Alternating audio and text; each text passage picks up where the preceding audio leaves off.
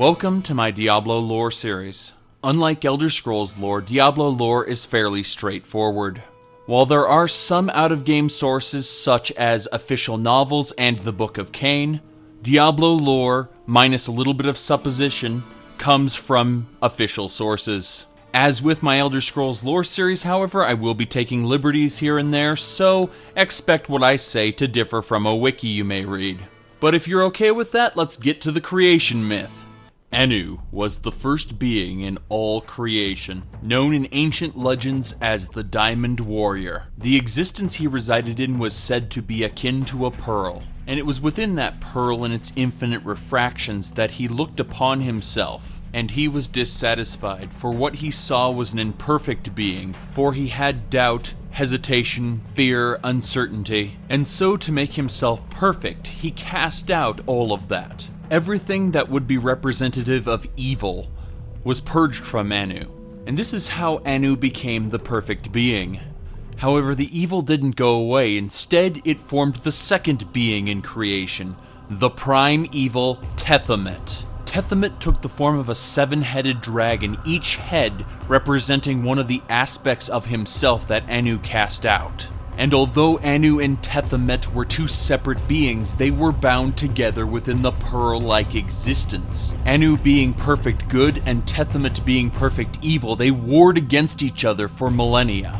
As both beings were equal and original to one another, neither greater or lesser than the other. Neither one could gain the upper hand, and so they battled, and after time uncounted, Anu and Tethamet delivered their final blows, killing each other. The death of these two perfect beings shattered the pearl-like existence, giving birth to our universe.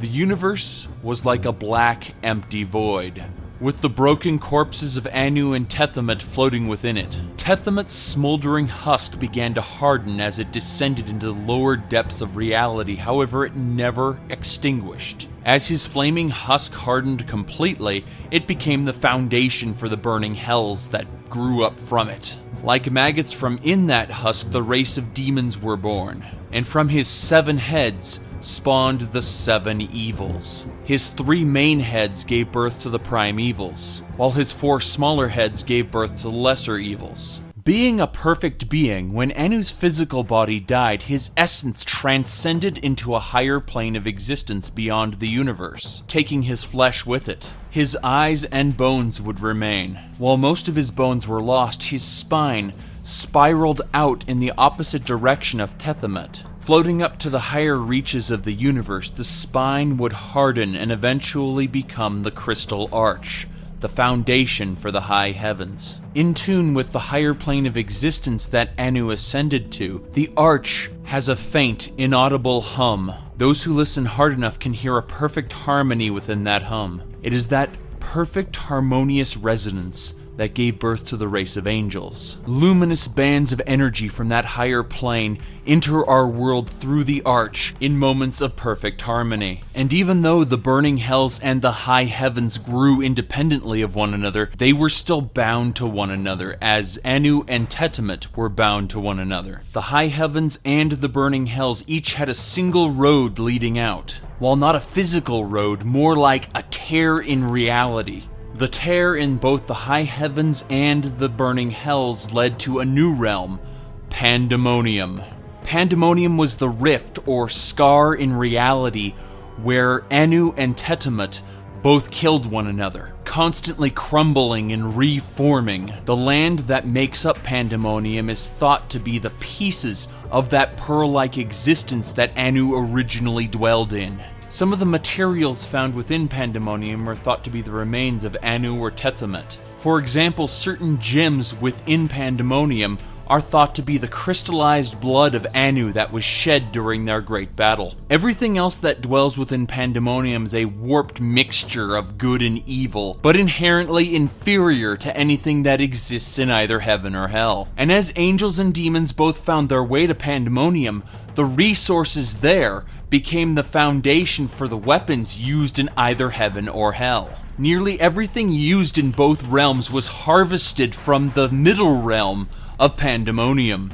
The forging of an angelic rune blade, for instance, would have angels taking materials from Pandemonium to the high heavens, then having them blessed with a light song at the Crystal Arch, imbuing what is forged by those materials with the life similar to that of an angel, however innately inferior. Ultimately, both angels and demons are the sum of their creators, and as such, only so much angelic power can exist in the world at the same time as only so much demonic power can exist in the world. Should an angel or a demon die, their essence will return to either the Crystal Arch or the Burning Hells, and depending on their strength, it will take some time for them to reform. Demons will latch on to their deeds and memories, and they will reform as they originally were before they were killed, with their identities intact. Angels, on the other hand, are purified by death.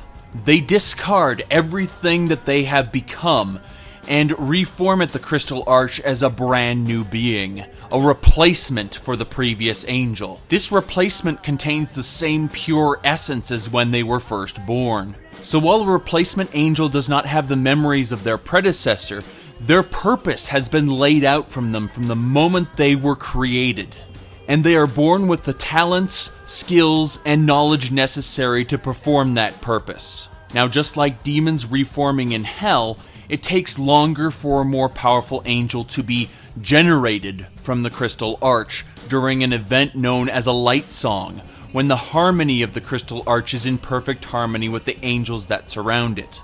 But just as there is a finite amount of demonic essence in hell, so too is there a limit to the anuic essence within the Crystal Arch. The result is that a replacement angel can only be generated after the original angel has died. Angels and demons both came into the world despising one another, and when they met in Pandemonium, it began the Great Conflict, the Eternal Conflict. And Pandemonium, being a warp or scar in reality, was constantly reshaped by the ideas and thoughts and feelings of its inhabitants, both angelic and demonic alike. The result is that parts of Pandemonium long held by the angels would appear more like heaven, whereas parts of Pandemonium long held by demons would gain a shape more resembling hell. The entirety of the plane of existence, however, would remain as Pandemonium, and any appearance of change was cosmetic only. Eventually, at the heart of Pandemonium, they would find the Eye of Anu, later known as the World Stone. Surrounding the Eye of Anu would be the Pandemonium Fortress. This was the center of Pandemonium, and the best anyone could figure, the center of the universe itself, the focal point of the scar. Reality would almost always instantly shift to the controller of the Pandemonium Fortress. And many times throughout its history has the Pandemonium Fortress been angelic or demonic. Many times in its history would it be conquered and reconquered. Those controlling the Pandemonium Fortress would then siege the other's realm. So when the demons controlled the Pandemonium Fortress, they would then siege the Diamond Gates leading to the high heavens. The Diamond Gate was sieged at least 5 times in its history, and never once was it breached. The Burning Hells, on the other hand, were nowhere near as guarded. They are a twisted labyrinth of greater and lesser realms laid out in a chaotic fashion that defies understanding. The lesser realms closer to Pandemonium have been ravaged by angels many a time, however they always reformed in the centuries later. The deeper realms, controlled by the primevals, however, were not so easy to siege, and the few times it was attempted, the angels suffered casualties and had to retreat. No matter how many times the angels conquered the Pandemonium Fortress, it would be reconquered later. Angels would kill demons, the demons would reform in hell, demons would kill angels, the angels would be replaced in heaven. That is the real reason it is called the Eternal Conflict. It is a conflict without end. Much like the Burning Hells had the 3 primevals, so too did the High Heavens have the Angiris Council, 5 angels that were Anu's greatest virtues. Ariel, Archangel of Hope.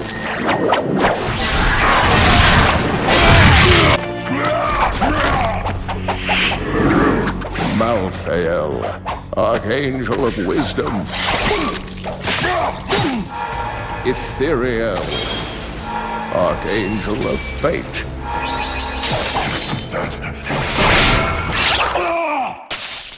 Tyrael, Archangel of Justice. And Imperious, the Archangel of Valor. And one of Tyrael's subordinates, an angel named Inarius, would begin to have doubts about the eternal conflict. Having recently stood victorious over the now decimated forces of Asmodan, he knew that Asmodan's forces would simply reform in Hell, return, and the battle would begin again. He knew that as long as he lived, he would see his friends die again and again and again. And so, in doubt, he wandered Pandemonium until he was captured by a woman named Lilith. Lilith was the daughter of one of the three primevals, Mephisto, Lord of Hatred. Lilith was the queen of the succubi, and while earlier reports had her as Andariel's mother, this was retconned by the Book of Cain. And now, according to the official lore, reports of her being Andariel's mother were a mortal misconception, a story that was made up and not true. Lilith too had begun to despise the eternal conflict, and she knew that as long as the primevals were in charge, it would never end. As a succubus, she intended on having a little bit of fun with Inarius before killing him. However, when he told her about his resentment of the eternal conflict and his wish for it to end, she spared him and let him go. In her words, she found someone she could use. Lilith and Inarius would meet secretly, and eventually Inarius would fall in love with Lilith, who, being the daughter of the Lord of Hatred, did not actually love him. However, because they were united in purpose, she showed him her affection. She told Inarius that once they had the World Stone, she and Inarius could be together. Together, she and Inarius used the World Stone to create a new world separate from heaven and hell. They named this new world Sanctuary, as it would be a sanctuary from the eternal conflict. Many renegade angels and demons who shared Inarius and Lilith's feelings about the eternal conflict followed them to Sanctuary, and there they stayed hidden from both heaven and hell. Lilith would bear Inarius a son named Rathma. Rathma was what would be known as a Nephilim, half angel and half demon. These first-generation Nephilim were actually stronger than either angels or demons, with the exception of Inarius himself. Inarius, although being a common angel by birth, not one of the Angiris Council, had linked his essence to that of the World Stone and gained unfathomable amounts of power. In heaven, hell, or Pandemonium, this power would do him no good, but in Sanctuary, a world created by the World Stone, its power was nearly absolute. And so Rathma and others such as Bul Kathos, who were first-generation Nephilim, would be remembered by humanity as gods, or demigods. Legendary heroes, men beyond men. So great were the power of the Nephilim that angels and demons began to fear them. The longer a Nephilim lived, the stronger they became. And so the renegade angels and demons together began to discuss whether or not the Nephilim should be exterminated for the good of all. Inarius initially agreed with those who said the Nephilim should be destroyed. However, after thinking about it, he was greatly troubled by the weight of the implications on both sides. He declared a recess from the meeting in order to meditate on the matter in solitude. Lilith, however, was driven into a rage that anyone would even consider killing her children. In order to protect all the Nephilim, she killed all of the renegade angels and demons that had attended the meeting. Inarius returned from his meditation to see the carnage that she had wrought. He defeated her in combat, but found himself unable to finish her off.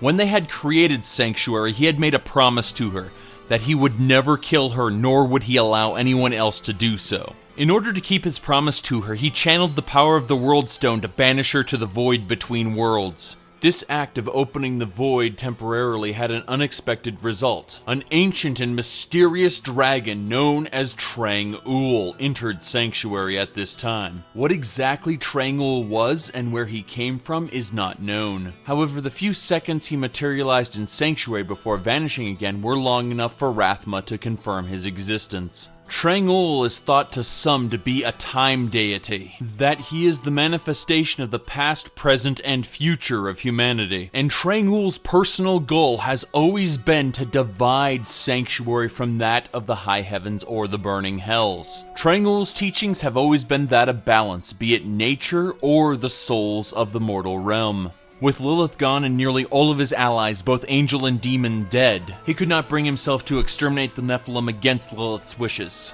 Channeling the power of the World Stone once again, he made a change within Sanctuary. From now on, whenever Nephilim mated, the World Stone would take a little bit of power from the child each generation. The result is that after successive generations, the Nephilim lost all their power and became mortal. The mortal descendants of angel and demon carrying the blood of both would be known as humans. And humans spread throughout Sanctuary, building cultures, kingdoms, and empires of their own. However, even while this was occurring, the first generation Nephilim persisted. Various great heroes, saviors, demigods, and gods in human mythology would be attributed to the deeds of the Nephilim. Over time, however, most of the original Nephilim would die out.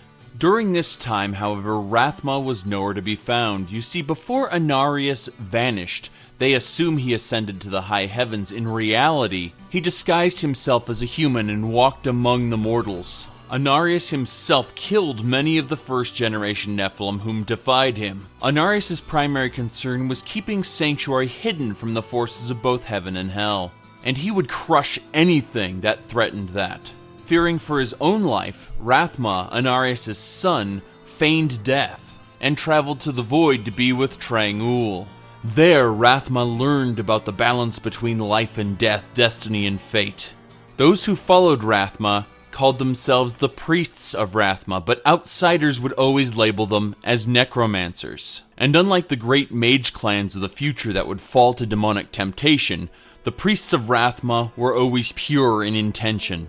It was only because both demon worshippers and priests of Rathma were able to revive the dead that they were labeled as being evil. However, the very teachings of Trang'ul, passed on through Rathma, would stand against both heaven and hell. Necromancers would always be a force for neutrality and balance. In order to atone for his sins, Anarius, in mortal disguise, founded the Cathedral of Light. This religious crusade upheld the tenets of the high heavens. Paladins, clerics, Templar, monks, crusaders. These people used their faith as a conduit to channel a power known as the Light. This is the same power that comes from the higher plane that Anu ascended to. It is the stuff that births angels and blesses weapons, acting as the foundation of the high heavens itself. It was about at this time that the corrupt mage clans would reach across the cosmos and contact the burning hells. A series of events would lead to the demon-worshipping organization known as the Triune. Between the Triune and the Cathedral of Light would begin the Sin War. And that is a story for next time. If you enjoyed this series, go ahead and give it a like, and please do, either way, leave a comment. Next episode, I'll be going over the Sin War. Until then, y'all have a good one.